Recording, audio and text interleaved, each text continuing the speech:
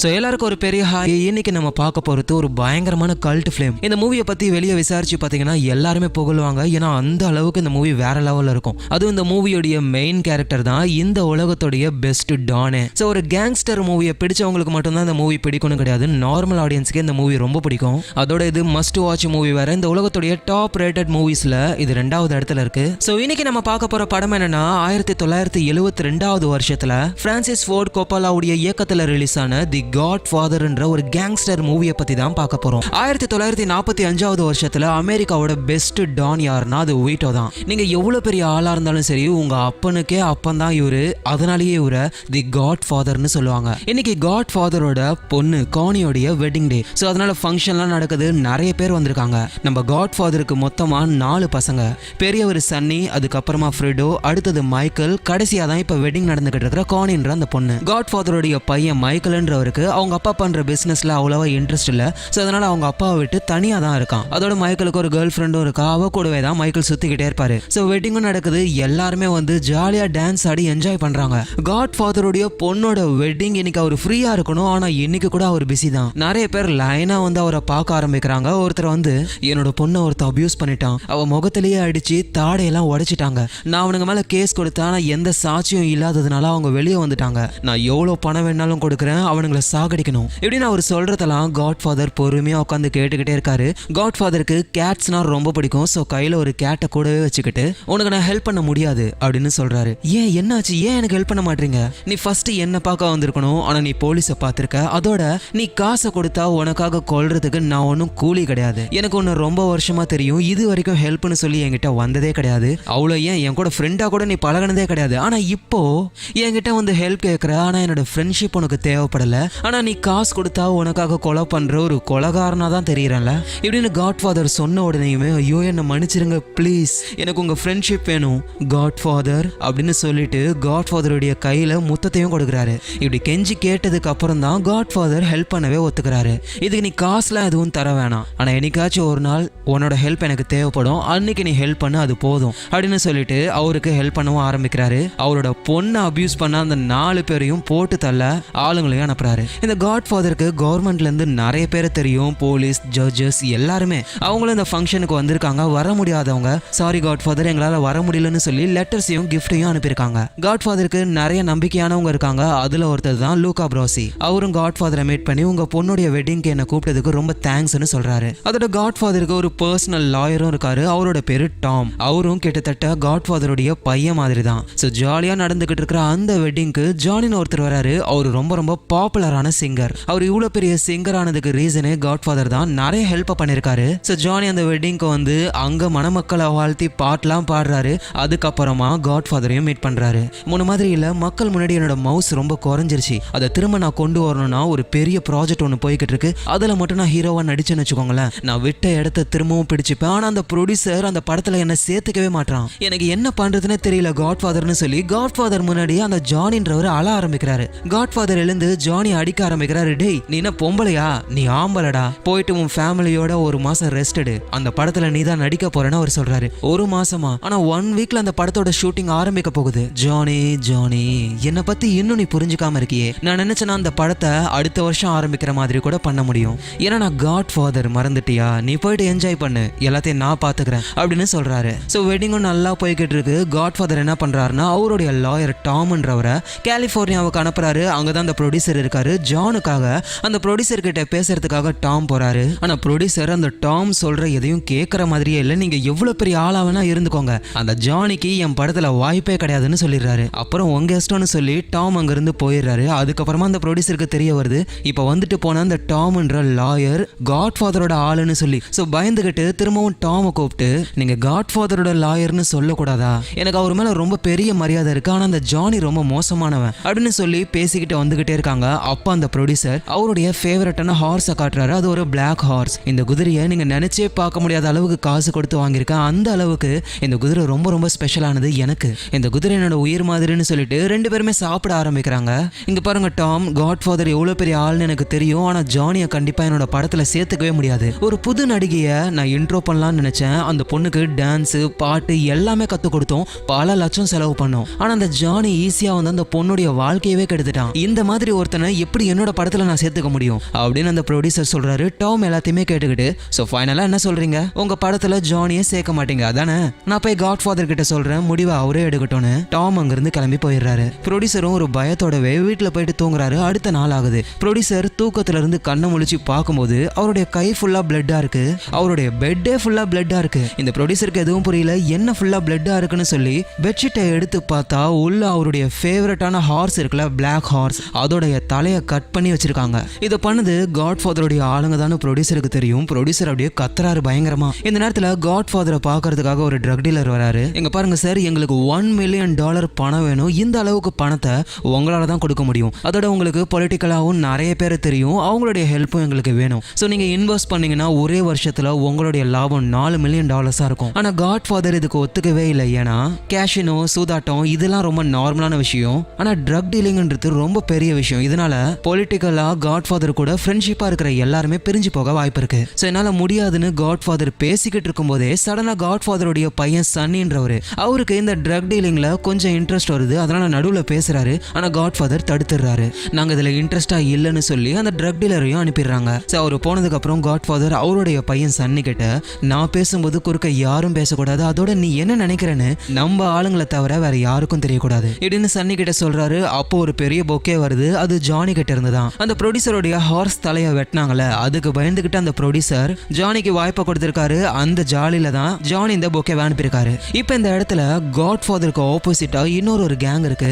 அந்த கேங்கோட பேரு டெட்டாக்லியா. கண்டிப்பா அந்த ட்ரக் டீலர் காட் ஃபாதர் நோன்னு சொன்னதுக்கு அப்புறம் அடுத்தது டெட்டாக்லியான்ற அந்த கேங் கிட்ட தான் போவான். சோ அதனால காட் ஃபாதர் அவருடைய நம்பிக்கையான லுகாப்ரோசியை கூப்பிட்டு, அந்த ட்ரக் டீலரும் டெட்டாக்லியா கேங்கும் என்ன பண்ண போறாங்கன்னு நமக்கு தெரியணும், அதனால நீ டெட்டாக்லியா கேங்ல ஜாயின் பண்ணு, என் கூட சண்டை போட்டுக்கிட்ட என் கூட இருக்கவே பிடிக்கலன்னு சொல்லு, அவங்க கூடவே இருந்து அவங்க கூட டிராவல் பண்ணி அவங்களுடைய பிளான்ஸ் எல்லாம் என்கிட்ட சொல்லு அப்படின்னு காட் ஃபாதர் சொன்ன உடனேயுமே எதையும் கேள்வி கேட்காம எதையும் யோசிக்காம லூகாப்ரோசியும் ஓகேன்னு சொல்றாரு. ஒரு பப்ல லூகாப்ரோசிய அந்த டெட்டாக்லியா கேங்க சேர்ந்தவங்க வந்து பாக்குறாங்க. என்னப்பா உனக்கும் காட் ஃபாதருக்கும் சண்டை போலையே, அந்த ஆளு கூட இருக்காதுன்னு சொன்னா கேக்குறியா, எங்க கூட சேர்ந்துக்கோன்னு சொல்லி லூகாப்ரோசி கிட்ட அவங்க டீல் பேசுறாங்க. அவரும் அதுக்கு ஒத்துக்கிறாரு. ஆனா இவங்களுக்கு லூகாப்ரோசியை பத்தி தெரியும். காட் ஃபாதருடைய உண்மையான நம்பிக்கை யாருன்னா அது லூகாப்ரோசி தான். கண்டிப்பா இது ஒரு ட்ரிக்கா தான் இருக்கணும்னு சொல்லி லூகாப்ரோசியோடைய கழுத்தை நெரிச்சு சாகடிக்கிறாங்க. அதோட அந்த டெட்டாக்லியா கேங்கு காட் ஃபாதர் கூடவே இருக்கிற லாயர் டாமையும் கடத்துறாங்க. இந்த நேரத்துல காட் ஃபாதரும் அவருடைய டிரைவரும் ஒரு இடத்துல இருக்காங்க.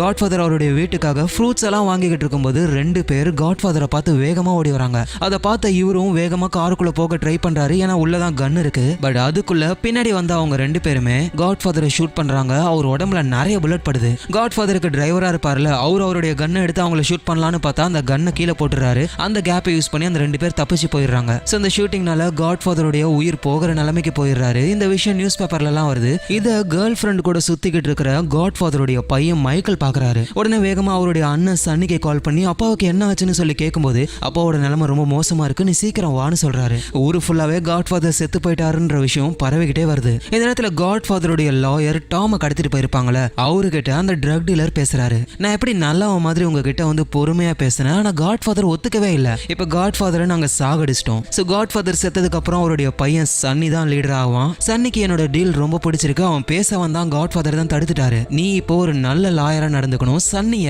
எங்க கூட பிசினஸ் பண்ண வைக்கணும் அப்படின்னு அந்த ட்ரக் டீலர் சொல்றாரு. டாமும் என்னால முடிஞ்சதை பாக்குறேன்னு சொல்லிட்டு அங்கிருந்து கிளம்பி போகும்போதுதான் காட் ஃபாதருக்கு எதுவும் ஆகலன்ற விஷயமே தெரிய வருது. உடம்புல 5 புல்லட் பட்டும் காட் ஃபாதருடைய உயிர் போகவே இல்லை. அவர் எப்பேற்பட்ட மனுஷன்னு இப்பதான் நமக்கே புரிய வருது. சோ மைக்கேலும் வீட்டுக்கு வந்துடுறாரு. மைக்கேல், சன்னி, ஃப்ரெடோ, லாயர் டாம், அதோட முட்டை போண்டா மாதிரி ஒருத்தர், இவங்க எல்லாருமே உட்காந்து பேசிக்கிட்டு இருக்காங்க. அடுத்தது என்ன பண்ணலாம்னு சொல்லி லூகாப்ரோஸுக்கு என்ன ஆச்சுன்னு உங்களுக்கு தெரியல. அப்பதான் அந்த லாயர் டாம் என்ன சொல்றாருன்னா, அப்பா இறந்துட்டாருன்னா நம்ம கேங்கோடைய பலம் பாதியா குறைஞ்சிரும். சோ நமக்கு வேற வழியே இல்ல, அந்த ட்ரக் டீலர் கூட சேர்ந்து பிசினஸ் பண்ணி தான் ஆகணும்னு சொல்லி சன்னியோடைய மைண்டை மாத்தலாம்னு ட்ரை பண்றாரு. இப்படி இவங்க மீட்டிங்ல பேசிக்கிட்டு இருக்கும்போது அந்த இடத்துக்கு ஒரு ஆள் வராரு. டே உன வெளியே தானே வெயிட் பண்ண சொன்னோம், இங்க என்ன பண்ற? சரி வெளியே யாரோ ஒருத்தவங்க பார்சல் வச்சுட்டு போறாங்க அப்படின்னு அவர் சொல்றாரு. சோ தெளிவா புரியுது, இவன் தான் நம்ம எப்ப பேசினாலும் இவன் தான் ஒட்டு கேட்டு அந்த விஷயத்த டெட்டாக்லியா கிட்ட சொல்றான்ற விஷயத்த புரிஞ்சுக்கிறாங்க. சோ சன்னி அந்த முட்டை போண்டா மாதிரி ஒருத்தர் இருக்காருல்ல, அவர்கிட்ட சொல்லி இவனோட கதையை முடிச்சிருன்னு சொல்றாரு. சோ அந்த முட்டை போண்டாவும்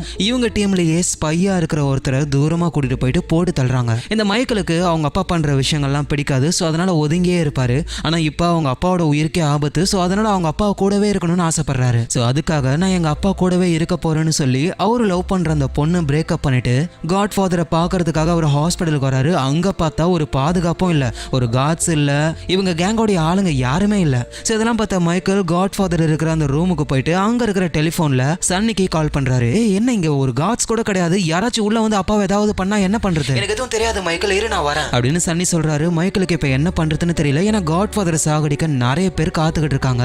காட்ஸ் வேற கிடையாதா, சோ யார் வேணா உள்ள வந்து சாகடிக்க ட்ரை பண்ணலாம். சோ அங்க இருக்கிற நர்ஸ் கிட்ட இங்க இருந்த காட்ஸ் எல்லாம் எங்க போனாங்கன்னு சொல்லி கேட்கும்போது இங்க இருந்த எல்லாருமே போலீஸ் கூட்டிட்டு போயிட்டாங்கன்ற விஷயத்த நர்ஸ் சொல்றாங்க. சோ நர்ஸோடைய ஹெல்ப்பால காட் ஃபாதரை வேற ஒரு ரூமுக்கு மைக்கேல் மாத்துறாரு. அப்பன்னு பார்த்து காட் ஃபாதரை பார்க்க ஒருத்தர் கையில பொக்கேவோட வராரு. அவர் அந்த மைக்கேல் பொக்கேவெல்லாம் தூக்கி போடுன்னு சொல்லி ஒரு கேங்ஸ்டர் மாதிரி மாத்துறாரு. நான் சொல்றது நல்லா கேளு, காட் ஃபாதரை சாகடிக்க நிறைய பேர் வர போறாங்க, நீ நானும் இங்க காட்ஸ் மாதிரி, யாராச்சும் வந்தாங்கன்னா கன் இருக்கிற மாதிரி சீன் காட்டுவோன்னு சொல்றாரு. ஆனா கன் இவங்க கிட்ட கிடையாது. இவங்க நினைச்ச மாதிரியே ஒரு கும்பல் வருது, அது காட் ஃபாதரை சாகடிக்க தான் வராங்க. ஆனா வெளியே மைக்கேலும் அந்த கெஸ்டா வந்தார்ல அவரும், அவங்க வந்த உடனேமே அவங்க கோர்ட்டுக்குள்ள கையை விட்டு இல்லாத கண்ணை எடுக்கிற மாதிரி சீன் போடுறாங்க. அதை பார்த்துட்டு அந்த கும்பலும் அங்க இருந்து போயிடுது. கொஞ்ச நேரம் கழிச்சு போலீஸும் வருது. இங்க காட்ஸ் யாரும் இருக்க கூடாதுன்னு சொன்னேன், எதுக்காக நீங்க வந்தீங்கன்னு சொல்லி மைக்கேல் கூட சண்டை போட ஆரம்பிக்கிறாங்க. காட் ஃபாதருக்கு பாதுகாப்பா இருந்த அந்த காட்ஸ் எல்லாம் இந்த போலீஸ் தான் அரெஸ்ட் பண்ணாங்க. எதுக்குன்னா அப்பதான் ஹாஸ்பிட்டல்ல யாருமே இருக்க மாட்டாங்க, வேற ஒரு கேங் வந்து காட் ஃபாதரை சாகடிக்கலாம். ஆனா மைக்கேலும் இன்னொருத்தரும் கன் இருக்கிற மாதிரியே காட்ஸ் மாதிரி சீன் போட்டாங்க. அதனால அந்த கேங்ஸ் உள்ள வரல. அந்த கேங்ஸ் போலீஸ் கிட்ட சொல்லி போலீஸ் இங்க வந்திருக்காங்க. சோ மைக்கேல் எவ்வளவு காசு வாங்கி இந்த மாதிரி கேவலமான விஷயத்த பண்றீங்கன்னு சொல்லி போலீஸ் கிட்ட கேட்கும்போது அவரு மைக்கேல போட்டு அடிச்சிடுறாரு. அதோட சன்னி எல்லாருமே அங்க வந்துடுறாங்க. சோ இதுக்கு மேல போலீஸால எதுவும் பண்ண முடியாது, அங்க இருந்து போயிடுறாங்க. அந்த ட்ரக் டீலர் ஒருத்தர் இருக்காருல, அவர் தான் காட் ஃபாதரை சாகடிக்கணும்னு நினைக்கிறாரு. அவருக்கு எல்லா கேங்கும் சப்போர்ட் பண்ணுது. சோ இதுக்கு மேல காட் ஃபாதரை சாகடிக்கிறது கொஞ்சம் கஷ்டம். அதனால சன்னிக்கு கால் பண்ணி இங்க பாரு, நம்ம ஒரு டீல் பேசலாம், நீ வர தேவையில்லை, உன்னோட தம்பி மைக்கேல் அனுப்புன்னு சொல்றாங்க. சோ என்ன பண்ணலாம்னு சொல்லி பிளான் போடுறாங்க. அப்பதான் மைக்கேல் ஒரு ஐடியாவை சொல்றாரு. அந்த ட்ரக் டீலர் என்னதானே வர சொன்னா, அதோட என்ன அடிச்ச அந்த போலீஸ்காரன் அவனும் அந்த ட்ரக் டீலரோட ஆள் தானே. சோ நானும் அந்த ட்ரக் டீலர் அந்த போலீஸ்காரன் 3 பேர் தான் மீட் பண்ண போறோம். அந்த மீட்டிங்லயே அவங்க 2 பேரையும் நான் போட்டு தள்ளிடுறேன்னு அவர் சொல்றாரு. இவங்களுக்கும் இது நல்ல ஐடியாவா தோணுது. ஆனா அந்த மீட்டிங் எங்க நடக்க போகுதுன்னு உங்களுக்கு தெரியணும், அப்பதான் ஏதாவது பண்ண முடியும். ஏன்னா மைக்கேல் போகும்போதே மைக்கேல் கிட்ட ஏதாவது கன் இருக்கான்னு சொல்லி செக் பண்ணி தான் அனுப்புவாங்க. சோ ட்ரக் டீலர் கூடவே ஒரு போலீஸும் வர போறாருல, அந்த போலீஸ் கூட ஒர்க் பண்ற ஒரு ஆளு சன்னியோடைய ஃப்ரெண்டு. அவரு இந்த போலீஸ் எந்த ரெஸ்டாரண்ட்டுக்கு போக போறாருன்ற விஷயத்தை தெரிஞ்சுக்கிட்டு அதை சன்னி கிட்ட சொல்றாங்க. சோ மைக்கேல அந்த ட்ரக் டீலர் எந்த ரெஸ்டாரண்ட்ல பார்க்க போறாருன்ற விஷயம் இவங்களுக்கு தெரிஞ்சிச்சு. சோ பிளான் போட ஆரம்பிக்கிறாங்க. சோ மைக்கேல், அந்த ட்ரக் டீலர், போலீஸ் இவங்க 3 பேருக்கும் மீட்டிங் நடக்க போற அந்த ரெஸ்டாரண்ட்டுக்கு முன்னாடியே போயிட்டு டாய்லெட்ல கன்னை மறைச்சு வைக்கலாம்னு சொல்லி முடிவு பண்றாங்க. சோ மைக்கேல் என்ன பண்ணணும்னா அந்த ட்ரக் டீலர் கிட்ட பேசிக்கிட்டே எனக்கு பாத்ரூம் வருதுன்னு சொல்லி டாய்லெட்டுக்கு வந்து அங்க இருக்கிற கன்னை எடுத்துட்டு வந்து அந்த போலீஸையும் ட்ரக் டீலரையும் ஷூட் பண்ணி சாகடிக்கணும். சோ இதுதான் பிளானே. சோ அதே மாதிரியே மைக்கேலும் போறாரு. மைக்கேல அந்த ட்ரக் டீலரும் போலீஸ் ஆஃபீஸரும் பிக்கப் பண்றாங்க.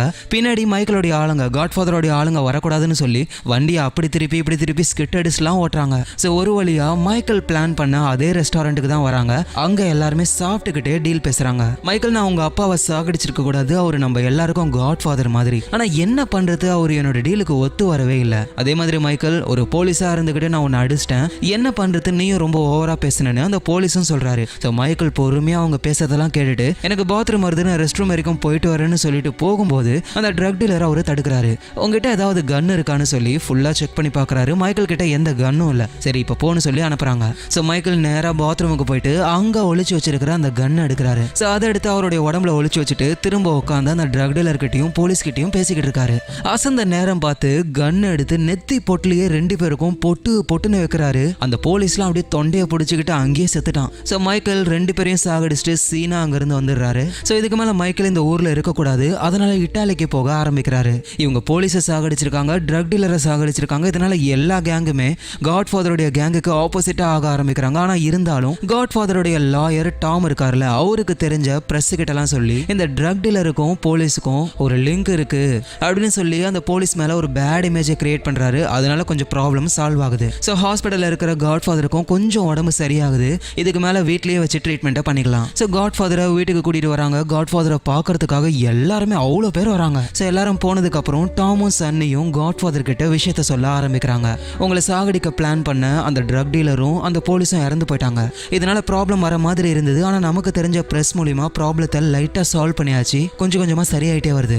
இது எல்லாத்தையும் காட் ஃபாதர் கேட்கிறாரு. மைக்கேல் எங்கன்னு சொல்லி அவர் கேட்கிறாரு. மைக்கேல் தான் அந்த போலீஸையும் ட்ரக் டீலரையும் சாகடிச்சது. இப்ப அவன் நல்லா தான் இருக்கான், இட்டாலியில பத்திரமா இருக்கான்ற விஷயத்த சொல்றாங்க. இதை நினைச்சு காட் ஃபாதர் கொஞ்சம் டென்ஷன் ஆகுறாரு. ஏன்னா நம்ம பண்ற பிசினஸ் பிடிக்காம நம்மளை விட்டு மைக்கேல் ஒதுங்கி இருந்தான், ஆனா இப்ப நம்மளாலேயே உள்ள வந்துட்டான்னு சொல்லி கொஞ்சம் கில்ட்டியா ஃபீல் பண்றாரு. சோ இப்ப மைக்கேல் சேஃபா இட்டாலியில இருக்காரு, ஜாலியா ஊரா ஒரு நாடோடி மாதிரி சுத்துறாரு. அப்போ ஒரு டவுனுக்கு போறாரு. அந்த டவுன்ல ஒரு பொண்ணை பாக்குறாரு. மைக்கேலுக்கு அந்த பொண்ணை பார்த்த உடனே பிடிச்சிருச்சு. அந்த பொண்ணு மைக்கேல ஒத்து பாக்குறா. சோ எல்லாரும் சேர்ந்து ஒரு ஹோட்டலுக்கு போறாங்க. அங்க அந்த பொண்ணை பத்தி தான் பேசிக்கிட்டே இருக்காங்க. என்ன பொண்ணுடா அவ, எவன்டா அவனை பெத்தான்னு சொல்லி கலாய்க்கிறாங்க. இத ஒரு ஆளு கேட்டுட்டு ரொம்ப டென்ஷன் ஆகுறாரு. அது வேற யாரும் இல்ல, அந்த பொண்ணுடைய அப்பா தான். என்ன தைரியம் தான் என் பொண்ணை பத்தி இப்படி பேசுவீங்கன்னு கேட்கும்போது மைக்கேல் அவர் யாருன்ற விஷயத்த சொல்றாரு. காட் ஃபாதருடைய பையன் தான் நானு, எனக்கு உங்க பொண்ணை பிடிச்சிருக்குன்னு அவர்கிட்ட ஓப்பனா சொன்ன உடனேயுமே என்னது காட் ஃபாதருடைய பையனா நீங்கன்னு சொல்லி அவரும் ஓகேன்றாரு. சோ மைக்கேல வீட்டுக்கு கூட்டிட்டு போறாரு. மைக்கேல் அந்த பொண்ணுக்கு கிஃப்ட்லாம் தராரு, ஒரு செயின். அதை அந்த பொண்ணு போட்டுக்கிட்டு மைக்கேல் கிட்ட எல்லாம் காட்டுறா. சோ ரெண்டு பேருக்கும் லவ்வும் செட் ஆயிடுது. மேரேஜும் சீக்கிரமா நடக்க வேற போகுது. இந்த நேரத்துல சன்னி அவருடைய சிஸ்டரை போயிட்டு பார்க்க போறாரு. இப்பதான் மேரேஜ் வேற நடந்தது. வீட்டுக்கு போய் பார்த்தா முகலாம் வீங்கி இருக்கு. அவருடைய புருஷன் தான் இந்த மாதிரி அடிச்சிருக்கான். சன்னிக்கு செமையா கோவம் வருது. ஆனா இருந்தாலும் சன்னியோட சிஸ்டர் அவரை எதுவும் பண்ணாத, சாகடிச்சிடாதன்னு சொல்றா. சன்னியோ நான் சாகடிக்கலாம் மாட்டேன்னு சொல்லி அவருடைய ஹஸ்பண்டை கண்டுபிடிச்சு அவரை திரத்தி கொண்டு போய் குப்பை தொட்டிக்குள்ள சொருவி தூக்கி வச்சு வயிற்றுலயே 4-5 குத்து. ரோடுன்னு கூட பார்க்கல. சன்னி அவரை புரட்டி எடுத்துறாரு. இன்னொரு தடவை என் தங்கச்சி மேல கை வச்ச உனக்கு இருக்குடான்னு சொல்லிட்டு அங்கிருந்து போயிடுறாரு. இந்த நேரத்தில் இட்டாலியில மைக்கேலுக்கு மேரேஜும் நடக்குது. அங்க அவர் ரொம்ப சந்தோஷமா இருக்காரு. அமெரிக்கால ஒரு பொண்ணை லவ் பண்ணார்ல, அந்த பொண்ணு வந்து லாயர் டாம் மீட் பண்றா. இந்த மாதிரி இந்த லெட்டரை மைக்கேலுக்கு அனுப்பிடுறீங்களான்னு சொல்லி கேட்கறா. ஐம் சாரி, என்னால முடியாது. ஏன்னா லெட்டர் அனுப்புனா அதை வச்சு மைக்கேலை ஈஸியா கண்டுபிடிச்சிருவாங்க. அவன் வந்ததுக்கு அப்புறம் நீயே கொடுன்னு அவர் சொல்றாரு. காட் ஃபாதருடைய பொண்ணு இருக்கால, இப்ப கூட இவளுடைய ஹஸ்பண்டை தான் சன்னி புரட்டி எடுத்திருப்பாரு. அடி வாங்கியும் அவர் திருந்தின மாதிரியே இல்ல. அவருக்கும் இன்னொரு பொண்ணுக்கும் கனெக்ஷன் இருக்கு. அதை சன்னியோடைய சிஸ்டர் கண்டுபிடிச்சிடுறா. ஏன் இந்த மாதிரி பண்றீங்கன்னு சொல்லி கேட்டும் அவர் ஒழுங்கா ஆன்சர் பண்ணாததுனால வீட்டுல இருக்கிற பொருளெல்லாம் உடைக்கிறா. அதோட இவ பிரெக்னெண்டா வேற இருக்கா. அப்போ அந்த ஆள் என்ன பண்றாருன்னா பெல்ட்டை கழட்டி அடிக்கிறாரு. சோ இந்த விஷயத்த சன்னிக்கு கால் பண்ணி சொல்றா. என் ஹஸ்பண்ட் திரும்பவும் என்ன அடிக்கிறான், பெல்ட்டால அடிக்கிறான்னு சொன்ன உடனே சன்னிக்கு செமையா கோவம் வருது. கார் எடுத்துக்கிட்டு திரும்பவும் அவர் சிஸ்டர் ஹஸ்பண்டை அடிக்கிறதுக்காக போறாரு. லாயர் டாம் அங்க வராரு. ஹே சன்னி தனியா போகாதுன்னு சொல்லியும் சன்னி தனியா தான் போறாரு. ஆனா இருந்தாலும் பின்னாடியே ஆளுங்களையும் அனுப்புறாரு. அவங்க பின்னாடி ஃபாலோ பண்ணிட்டே போறாங்க கொஞ்சம் தூரமா. சன்னி ஒரு டோல்கேட் கிட்ட வராரு. அங்க சன்னியை சுத்து போட்டு சன்னியை ஷூட் பண்ணி சாகடிச்சிடுறாங்க. அவர் செத்து போய் கீழே விழுறாரு. இருந்தாலும் அகைன் ஷூட் பண்றாங்க. ஏன்னா காட் ஃபாதர் மாதிரி இவன் தப்பிக்க கூடாதுன்றதுக்காக. டாம் பின்னாடி ஆள் அனுப்பியிருப்பார்ல, அவங்களும் வராங்க. ஆனா அதுக்குள்ளவே சன்னியை ஷூட் பண்ணவங்களாம் அங்க இருந்து தப்பிச்சு போயிடுறாங்க. இந்த விஷயத்த நினைச்சு டாம் ரொம்ப கஷ்டப்படுறாரு. இந்த நேரத்துல காட் ஃபாதருடைய உடம்பும் கிட்டத்தட்ட சரியாயிடுச்சு, நடக்க முடியுது அவரால். டாம் ரொம்ப சோகமா இருக்கிறத பார்த்துட்டு என்ன ஆச்சுன்னு சொல்லி கேட்கும்போது இந்த மாதிரி சன்னி இறந்து போயிட்டான்ற விஷயத்த டாம் சொன்ன உடனேயுமே காட் ஃபாதர் ரொம்ப கஷ்டப்படுறாரு, அலறாரு. சன்னியை சாகடிச்சது எந்த கேங்னு தெரியல. எந்த கேங்கா இருந்தாலும் எதுவும் பண்ணாதீங்க, இந்த விஷயத்த நம்ம வளர்க்க கூடாது, இதோட இந்த விஷயத்த முடிக்கணும்னு சொல்லி ஒரு மீட்டிங்கை ஏற்பாடு பண்ணுங்க. அந்த மீட்டிங்க்கு எல்லா கேங்கோடைய லீடரும் வரணும்னு அவரு சொல்றாரு. ஆனா ப்ராப்ளம் என்னன்னா காட் ஃபாதருக்கு ஒரு சில கேங்ஸ் தான் தெரியும். மிச்ச கேங்ஸோடைய லீடர்லாம் அந்த அளவுக்கு பழக்கம் கிடையாது. எல்லா கேங்கு கூடவும் லிங்க்ல இருக்கிற ஒரு ஆளை கண்டுபிடிக்கிறாங்க. அது வேற யாரும் இல்ல. ஸ்டார்டிங் சீன்ல காட் ஃபாதர் கிட்ட என்னோட பொண்ணை அபியூஸ் பண்ணிட்டாங்க, அவனுங்களை சாகடிக்கணும்னு சொல்லுவார்ல, காட் ஃபாதர் கூட என்னைக்காச்சும் ஒரு நாள் உன்னோட ஹெல்ப் எனக்கு தேவைப்படும், அன்னைக்கு ஹெல்ப் பண்ணுன்னு சொல்லியிருப்பாரு. அவரை கூப்பிடுறாங்க. ஏன்னா அவருக்கு தான் எல்லா கேங்கோடவும் லிங்க் இருக்கு. ஸோ அவரும் மீட்டிங்கை ஏற்பாடு பண்றேன்னு சொல்றாரு. இப்ப காட் ஃபாதர் இறந்து போன சன்னியோடைய உடம்ப பாக்குறாரு. உடம்பு ஃபுல்லா அவ்வளோ புல்லட். அதை பார்த்து காட் ஃபாதர் ரொம்ப கஷ்டப்படுறாரு. இந்த நேரத்தில் இட்டாலியில மைக்கேல் அவரோட ஒய்ஃப் கூட சேர்ந்து ஜாலியா என்ஜாய் பண்ணிக்கிட்டு இருக்கும்போது இந்த மாதிரி சன்னி இறந்து போயிட்டாருன்ற விஷயம் தெரிய வருது. ஸோ அதனால அமெரிக்காவுக்கு அவர் வரப்போறாரு. அவர் மேரேஜ் பண்ண அந்த பொண்ணை அவளுடைய அப்பா வீட்லயே விட்டுட்டு இவரு மட்டும் தான் வரப்போறாரு. ஸோ காரை ஒருத்தர் ரெடி பண்றாரு. காருக்குள்ள ஏதோ ஒன்றத்தை வச்சுட்டு அங்க இருந்து போறாரு. அதை மைக்கேலும் பாக்குறாரு. காருக்குள்ள என்ன வச்சேன்னு சொல்லி கேட்கும்போது அந்த ஆள் அங்க இருந்து வேகமா ஓடுறாரு. மூஞ்சில ஏதோ பதட்டமா இருக்கு. மைக்கேல் திரும்பி அந்த காரை பார்த்தா காருக்குள்ள அவரோட ஒய்ஃப் இருக்கா. சீக்கிரமா காரை விட்டு கீழே இறங்குன்னு அவர் சொல்றதுக்குள்ளேயே அந்த கார் வெடிச்சிருது. மைக்கேலோடைய ஒய்ஃப் அங்கேயே இறந்து போறா. இதை நினைச்சு மைக்கேல் ரொம்ப கஷ்டப்படுறாரு. அமெரிக்கால எல்லா கேங்ஸோடைய லீடர்ஸும் வந்துட்டாங்க. ஒரு மீட்டிங்கும் நடக்குது. அங்க தெட்டாக்லியா கேங்கோடைய லீடர் பிலிப்பும் இருக்காரு. அவருடைய பையன் தான் அந்த ட்ரக் டீலர். இப்போ எங்க என்ன ப்ராப்ளம்ஸ்னா எல்லா கேங்ஸோடைய கண்ட்ரோல்ல இருக்கிற இடத்துலயுமே ட்ரக்ஸை வைக்கணும், அதுக்கு எல்லா கேங்ஸும் சப்போர்ட் பண்ணணும். காட் ஃபாதர் அதுக்கு முடியாதுன்னு சொல்லிட்டாரு. அதனாலதான் இவ்வளவு ப்ராப்ளமே. ஆனா இப்ப காட் ஃபாதர் இதுக்கு ஒத்துக்கிறாரு. ட்ரக்ஸை வைக்கலாம், எந்த ப்ராப்ளமும் கிடையாது. ஆனா அங்க இருக்கிறவங்க பயப்படுறாங்க, காட் ஃபாதர் அட்டாக் பண்ணிட்டா என்ன பண்றதுன்னு சொல்லி. ஏன்னா காட் ஃபாதருடைய பையன் சன்னி இறந்து போயிட்டான், அதுக்கு காரணமானவங்கள அவர் பழி வாங்கிட்டாருன்னா. அப்பதான் காட் ஃபாதர் எழுந்து நின்று எல்லாரும் முன்னாடியுமே ஒரு ப்ராமிஸ பண்றாரு. என்னுடைய இன்னொரு பையன், அவன் பேரு மைக்கேல், அவன் இட்டாலியில இப்ப ஒளிஞ்சுக்கிட்டு இருக்கான். அவன் திரும்ப அமெரிக்காவுக்கு வரணும், அவன் மேல இருக்கிற எல்லா கேஸும் இல்லாம போகணும், அவனுக்கு எதுவும் ஆகக்கூடாது. சப்போஸ் அவனுக்கு ஏதாவது ஆச்சுன்னா இங்க இருக்கிற யாருமே உயிரோடு இருக்க மாட்டீங்க, அவனுக்கு எதுவும் ஆகாத வரைக்கும் நான் எதுவும் பண்ண மாட்டேன்னு காட் ஃபாதர் சொல்றாரு. அந்த டெட்டாக்லியா கேங்கோட கேங்கோடைய லீடர், அவருடைய பையன் அந்த ட்ரக் டீலர், அவர் இறந்து போயிட்டாரு. இப்போ காட்ஃபாதருடைய பையன் சன்னியும் இறந்து போயிட்டாரு. ஸோ சாவுக்கு சாவு சரியா போயிடுச்சு, இதுக்கு மேல யாரும் பழி வாங்க வேணாம், எல்லாருமே ஒத்துமையா இருப்போம்னு சொல்லி காட்ஃபாதரும் அந்த டெட்டாக்லியா கேங் லீடரும் ஹக் பண்ணிக்கிறாங்க, எல்லாருமே கை தட்டுறாங்க. ஸோ மைக்கேலும் இட்டாலியில இருந்து அமெரிக்காவுக்கு வந்துடுறாரு. வந்த உடனேமே அவருடைய கேர்ள் ஃப்ரெண்ட் அமெரிக்கால இருக்கல, அவளை மீட் பண்ணி நான் எங்க அப்பா கூட தான் இருக்க போறேன், நீயும் வான்னு சொல்லி கூப்பிடுறாரு. ஆனா அவ வரமாட்டேன்னு சொல்றா. நான் இருந்தாலும் எப்படியோ சோப்பு போட்டு அந்த பொண்ணையும் கூட்டிட்டு போயிடுறாரு. இப்பதான் காட்ஃபாதர் ஒரு பெரிய முடிவு எடுக்கிறாரு, எல்லா பொறுப்பையும் மைக்கேல் கிட்ட கொடுக்குறாரு. ஸோ இனிமே மைக்கேல் தான் இந்த டீமோடைய லீடரு. ஸோ மைக்கேல் லீடரா இருக்கிறது அங்க இருக்கிற நிறைய பேருக்கு பிடிக்கல. ஆனா இருந்தாலும் காட்ஃபாதர் அவங்க எல்லாருக்கிட்டையுமே நான் கரெக்டான முடிவை தான் எடுப்பேன்னு உங்களுக்கு நம்பிக்கை இருக்குல்ல, என் மேல விசுவாசமா இருக்கீங்களே அப்படின்னா நீங்க மைக்கேலையும் நம்பி தான் ஆகணும்னு சொல்றாரு. ஸோ இப்போ மைக்கேல் என்ன சொல்றாருன்னா, இவ்வளோ நாள் இவங்க கூடவே ஒரு லாயரா அட்வைசரா இருந்த அந்த டாம்ன்றவரை தூக்கிட்டு எங்க அப்பாவோட பெஸ்ட் அட்வைசர் யாரும் கிடையாதுன்னு சொல்லி காட்ஃபாதரை இந்த மைக்கேல் அவரோட அட்வைசரா கொண்டு வந்துடுறாரு. ஸோ இதுக்கு மேல டாம் ஒரு சாதாரணமான லாயர் தான். ஸோ இப்படியே கொஞ்சம் வருஷம் போகுது. இப்போ மைக்கேலுடைய அடுத்த பிளான் என்னன்னா, லாஸ் வேகாஸ்ல ஒரு பெரிய கேஷினோவை வாங்குறது தான். ஸோ அதுக்காக மைக்கேல் லாஸ் வேகாஸுக்கு போறாரு. அங்க ஜானியை மீட் பண்றாரு. ஜானி ஒரு பெரிய நடிகர் ஆயிட்டாரு. அதுக்கு காரணம் காட்ஃபாதருடைய ஆளுங்க அந்த ப்ரொடியூசர் வளர்த்த அந்த ஹார்ஸோடைய தலையை வெட்டி கொடுத்தது தான். ஸோ அதுக்கு பயந்துகிட்டு அந்த ப்ரொடியூசர் ஜானிக்கு வாய்ப்பை கொடுத்திருப்பாரு. இப்போ ஜானி வேற லெவல். ஸோ ஜானி இந்த மாதிரி இருக்கிறதுக்கு காரணம் காட்ஃபாதர் தான், அதனால கடமைப்பட்டு இருக்காரு. மைக்கேல் ஜானியை மீட் பண்ணி இந்த மாதிரி நாங்க பிசினஸ் பண்ண போறோம், அந்த கேஷினோவுக்கு நீ வருஷத்துக்கு 5 தடவையாச்சும் வரணும், உன்னுடைய செலிபிரிட்டி நடிகர்கள் எல்லாருமே அங்க வரணும்னு சொல்றாரு. ஸோ ஜானி அதுக்கு ஒத்துக்கிறாரு. காட்ஃபாதருக்காக நான் எது வேணாலும் செய்வேன். அடுத்தது மைக்கேல் அங்க இருக்கிற ஒரு கேஷினோவை வாங்குறதுக்காக அந்த கேஷினோவுடைய ஓனர் கிட்ட பேசுறாரு. ஆனா அந்த ஓனர் கேஷினோவை விற்கிற மாதிரியே இல்ல. அதோட காட்ஃபாதருடைய எனிமி கேங் ஒன்று இருக்கு, அந்த கேங் கூட சேர்ந்து காட்ஃபாதருடைய கேங்கையே அந்த ஆள் எதிர்க்க ஆரம்பிக்கிறாரு. அதுக்கு ரீசன் என்னன்னா, காட்ஃபாதர் இப்ப ஆக்டிவா இல்ல, அவர் ரொம்ப சோர்வாயிட்டாரு அந்த குண்டடி பட்டதுல இருந்து.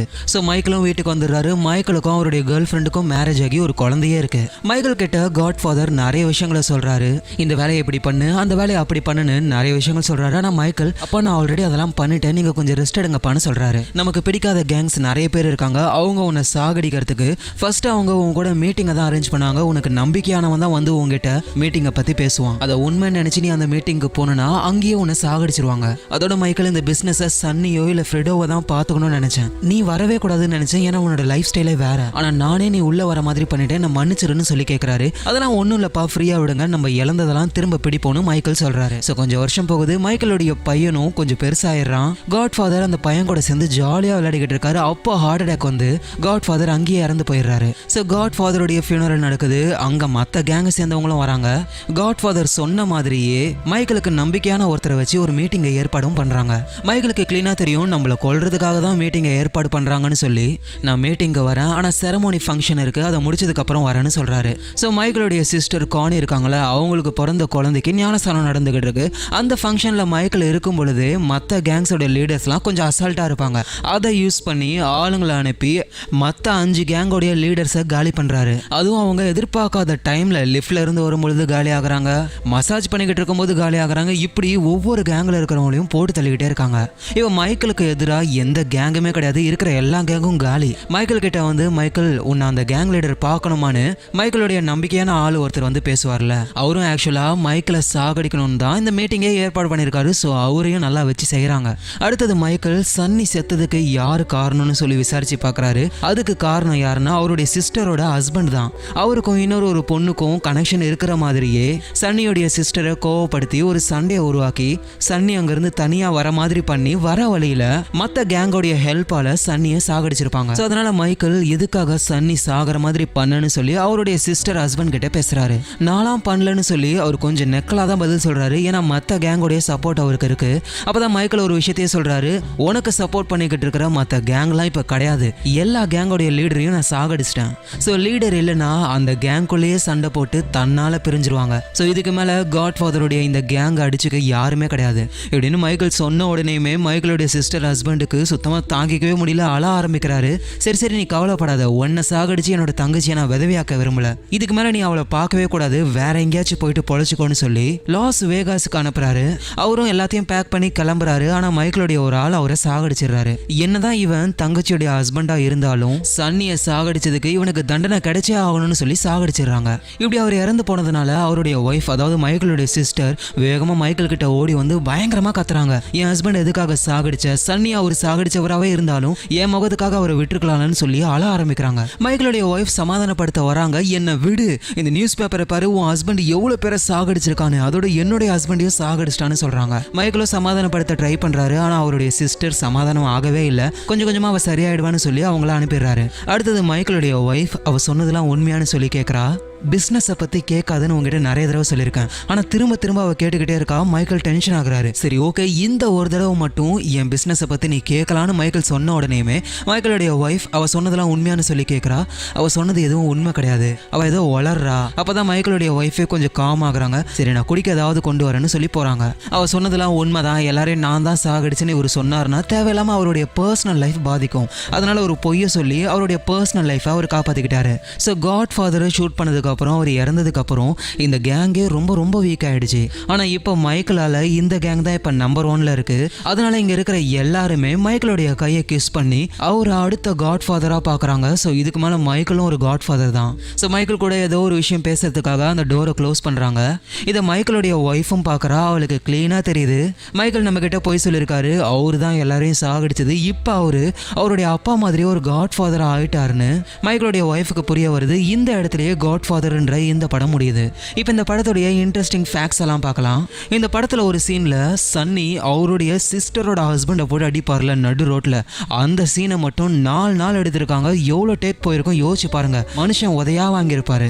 இந்த படத்துல காட் ஃபாதரா நடிச்சிருப்பார்ல, அவர் அலற சீன்ல எல்லாம் வர கண்ணீர் எல்லாமே ஒரிஜினல் தான், டிராப்ஸ் யூஸ் பண்ணவே கிடையாது. அதோட அவர் அலறது ஃபீல் பண்ற அந்த சீன்லாம் ரொம்ப ரொம்ப ரியலா இருக்கும். அது ஆக்டிங்னு 1% கூட தெரியாது. இந்த படத்தை பார்த்த ஸ்டான்லி கூப்ரிக் என்ன சொன்னார்னா, இது வரைக்கும் நான் பார்த்ததுலேயே best casting and best movie இதுதான் சொல்லியிருக்காரு. இந்த படத்துடைய கதையை எழுதும் பொழுது பார்ட் 1 பார்ட் 2னு 2 ஸ்டோரி எழுதிட்டாங்க. அதுக்கப்புறமா தான் பார்ட் 1 ஷூட்டிங்கே பண்ண ஆரம்பிச்சிருக்காங்க. இந்த படத்தை எடுத்து முடிக்க மொத்தமா 62 நாள் ஆயிருக்கு. இந்த மூவியுடைய ஃபர்ஸ்ட் டே ஃபர்ஸ்ட் ஷாட் என்ன தெரியுமா? மைக்கேலும் அவருடைய கேர்ள் ஃப்ரெண்டும் கிறிஸ்மஸ் ஷாப்பிங் போறது தான். அதுக்கப்புறமா தான் காட் ஃபாதர் சீன்லாம் எடுக்கவே ஆரம்பிச்சாங்க. காட் ஃபாதருடைய உடம்பு கொஞ்சம் நார்மலா இருக்கும். வீட்டில் ட்ரீட்மெண்ட் பண்ணலான்னு சொல்லி கட்டலோட மேலே தூக்கிட்டு போவாங்க. அப்போ நம்ம காட் ஃபாதர் என்ன பண்ணிட்டாருன்னா, அவர் படுத்துக்கிட்டு இருந்த அந்த பெட் இருக்குல்ல, அந்த கட்டில், அதில் எக்ஸ்ட்ரா வெயிட் எல்லாம் ஆட் பண்ணிட்டாரு. ஸோ அதனால யாராலையுமே அந்த கட்டில் தூக்கவே முடியலையா, அந்த மாதிரி அவர் ஒரு பிராங்க் பண்ணியிருக்காரு. இந்த மூவியோடைய ரைட்டர் மரியோ பூசோ, அவர் இந்த கதையை ஒரு 20 பேஜஸ் தான் எழுதியிருப்பாரு. சும்மா ஓவரலாக டிராஃப்டை பேரமௌண்ட் பிக்சர் கிட்ட சொன்ன உடனேயுமே அவங்களுக்கு பிடிச்சு போயிடுச்சு.